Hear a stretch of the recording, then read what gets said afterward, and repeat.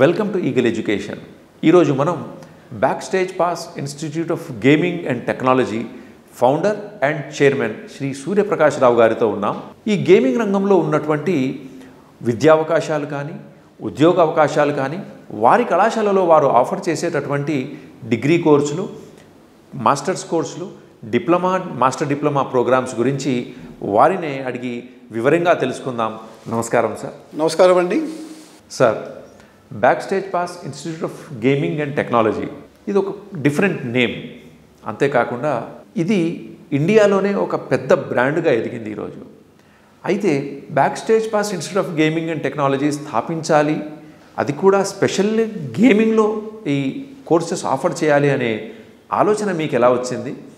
మీరు ఇది ఎప్పుడు మొదలుపెట్టారు? నేను వాన్కూవర్ ఫిల్మ్ స్కూల్లో చదివానండి.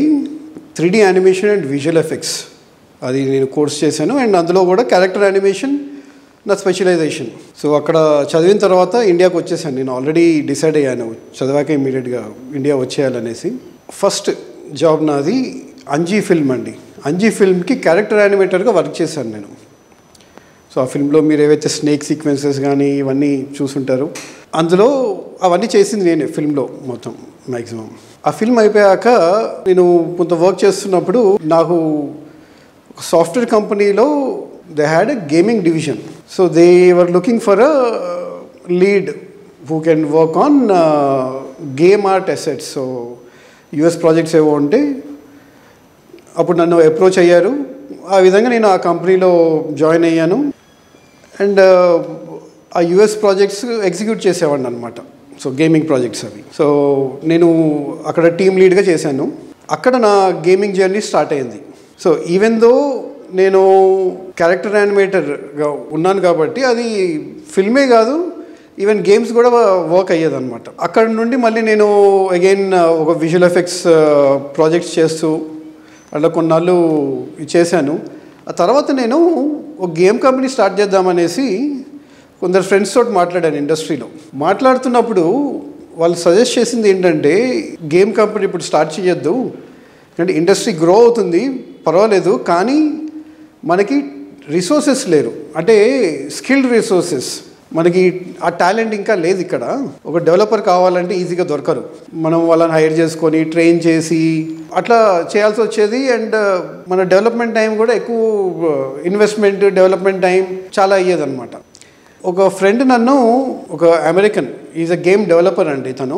తను వేరే కంపెనీలో ఒక డెవలప్మెంట్ హెడ్గా వర్క్ చేస్తున్నాడు. దాంతో చాలా డిస్కషన్స్ అయ్యాయి ఇండస్ట్రీ గురించి, గేమ్ కంపెనీ స్టార్ట్ చేయాలంటే ఏం కావాలి ఏంటి అని.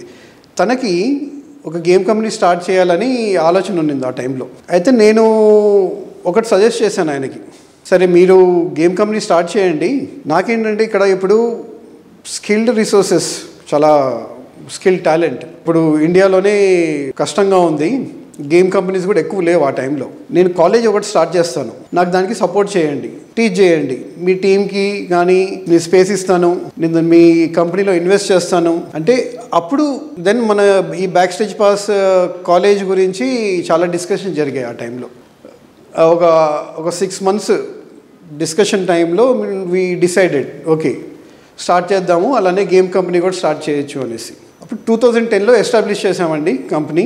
We started with diploma and degree programmes. So JNFAU, Jawaharlal Nehru architecture and fine arts university, దాంతో కొలాబరేట్ అయ్యి డిగ్రీ ప్రోగ్రామ్స్ ఆఫర్ చేసేవాళ్ళం అండి ఆ టైంలో. సేమ్ డిప్లొమా కూడా అదే యూనివర్సిటీ తోటి ఆఫర్ చేసేవాళ్ళం. అలా బ్యాక్ స్టేజ్ పాస్ స్టార్ట్ అయింది. Like and subscribe Eagle Media Works.